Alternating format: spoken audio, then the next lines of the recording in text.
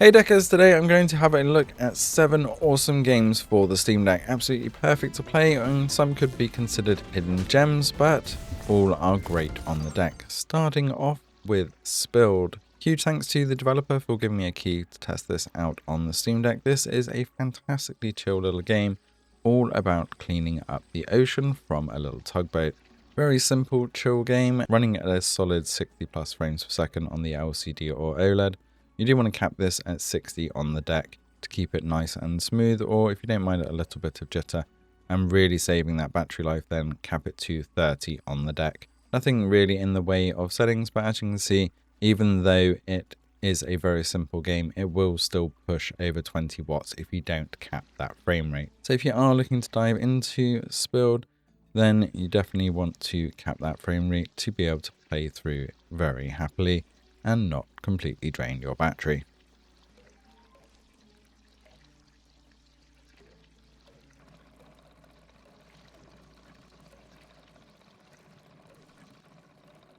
Next up, we have Sno Freeriding. Huge thanks for the developers for giving me a key to try this out. This is another fun, fantastic, I would say chill game, but it can actually be a little bit infuriating until you get used to the mechanism for actually doing your tricks and gliding. It does actually have quite a lot of mechanics that you need to get used to, not only with your rotation back and forth as well as left and right. You've also got skill trick moves and gliding in the mix as well. So you can get some really cool skill runs up and running in this, and it has online multiplayer kind of just for the leaderboard, so you've got people to compete against, but it can also be extremely frustrating when you pilot into a tree every 5 seconds. So bear that in mind.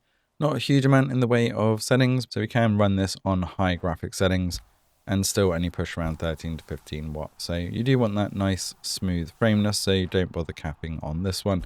And we also have different camera modes that you can dive into, so you have the very sketchy first person or a very difficult to control kind of isometric version, which does look incredibly cool if you want to either record some videos or just get some nice screenshots. But it's much more difficult to try and control the character in that view, so it is a good way to end up in a tree very quickly. Great game though if you just want to kill some time and try and get some awesome score runs.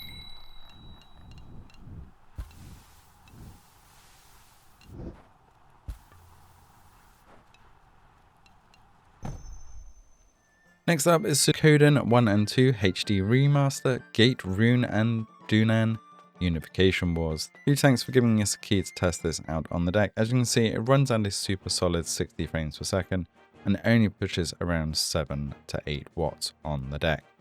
Lots of people saying how awesome the storyline is on this one, so great for you to be able to pick up and play this on the Steam Deck, and you're not going to have any issues running.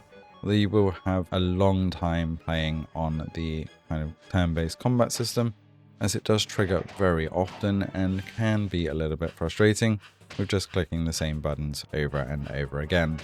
Overall though, this is definitely one for the story more than the combat, and if you are looking to play it on the deck, you can play it with absolutely no worries and for up to 4 to 6 hours at a time.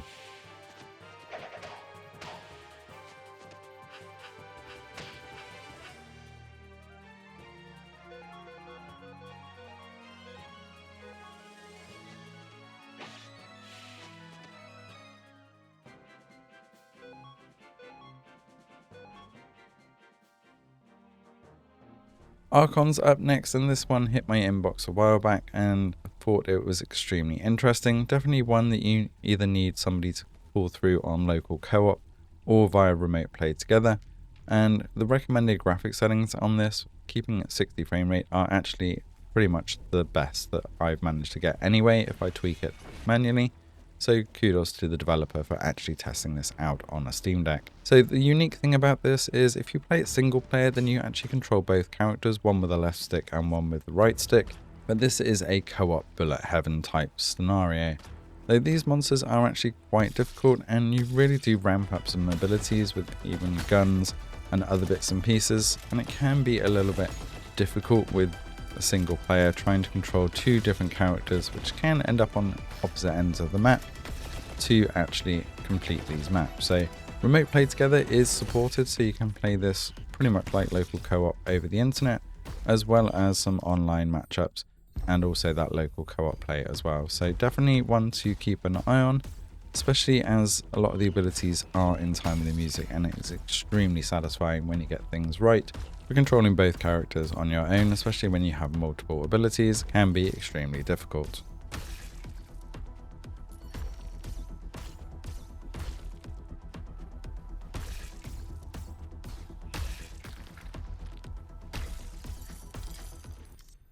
SaGa Frontier 2 Remastered up next. Huge thanks to Square Enix for sending over a key to test this one out. Again, incredibly simple to run on the deck, pushing at 120 frames per second and around 8 to 9 watts. So cap this at 60 on the deck and you'll save even more battery life.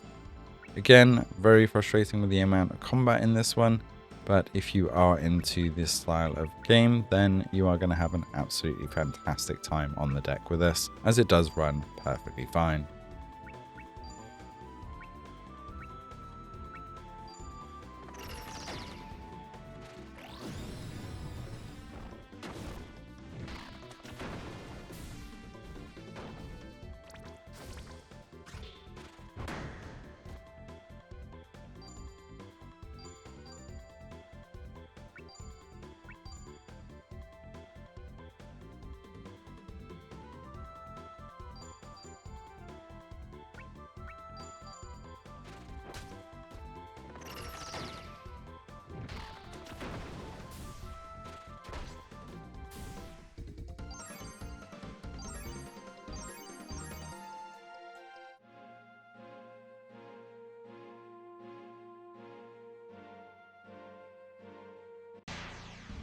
Huge thanks to the dev of Echo Point Nova for sending me over a key. I've been meaning to cover this for quite some time because it is an incredibly fun, fast-paced FPS, kind of online and offline, and the settings on this we do need to tweak down a little bit, although we can't quite hold 120 frames per second with these tweaked settings, which you'll see here, keeping high detail off, with shadows off as well, and of course motion blur off, with bloom and sun rays off and ambient occlusion and reflections, as well as distant detail off.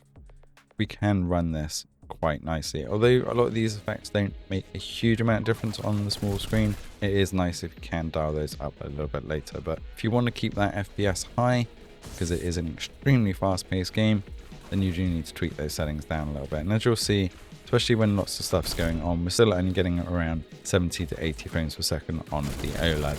So if you want it more stable, then we can cap this at 60 in-game, but obviously the more FPS the better, especially when we are moving around with such fast movement. Got lots of guns, lots of abilities, lots of hoverboard action to really move around quickly and try and take down these enemies, as well as challenging kind of puzzle areas to get you over, with the grappling hook on top of all that as well. So tons of abilities to get used to, incredibly fast-paced movement, and takes a lot of getting used to on the deck, but perfect to play if you just want something to pick up and go mental with.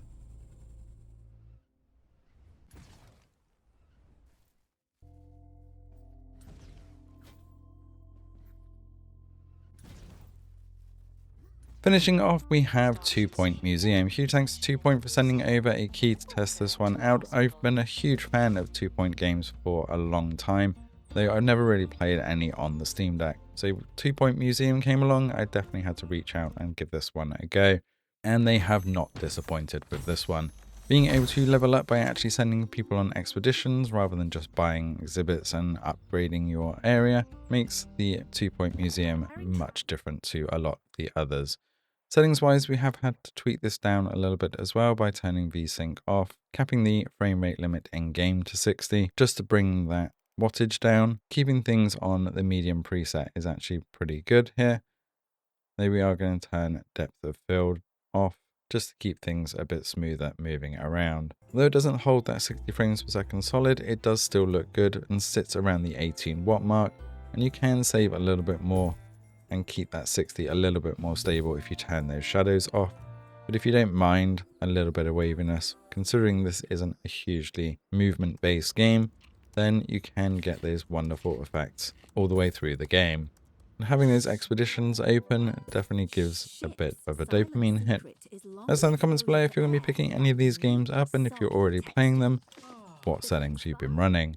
Thanks for watching, and see you in the next one. Buds and spare you your co-workers' grumbles. Shh, just don't tell anyone. Ships, silently delicious.